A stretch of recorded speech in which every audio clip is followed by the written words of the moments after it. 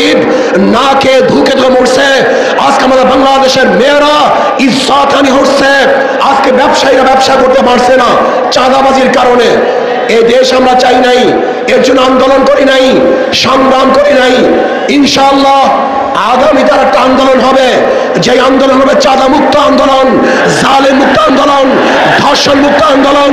সমগ্র জালেম থেকে বাংলাদেশ উৎখাত করতে হবে ইনশাআল্লাহ। আমরা কি চাই?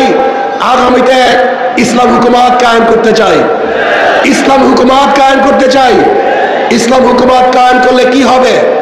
বাংলাদেশের সমস্ত গরিবরা দরিদ্র সীমার উপরে চলে যাবে। ইসলাম হুকুমত হলে আমার মা বোনরা ধর্ষিতা হবে না। ইসলাম হুকুমত হলে খোলা আকাশের নিচে বাংলাদেশের একজন নাগরিক আর ঘুমাতে হবে না। যদি ইসলাম হুকুমত হয় বস্ত্রহীন একটা মানুষ বাংলাদেশে থাকবে না। যদি ইসলাম হুকুমত হয় কেউ খাবে কেউ খাবে না, এইটা থাকবে না।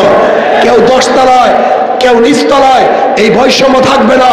আমাদের বাংলাদেশের প্রত্যেক নাগরিকের অধিকারকে ফিরিয়ে দেওয়া হবে, সাম্যতা হবে, মানবিক মর্যাদা প্রদান করা হবে, ন্যায় বিচার প্রতিষ্ঠা করা হবে ইনশাআল্লাহ। ইসলাম হুকুমত হয় বাংলাদেশে একটা টাকাও বিদেশে পাচার হবে না। আমি আশা করি ইনশাআল্লাহ আগামী নির্বাচন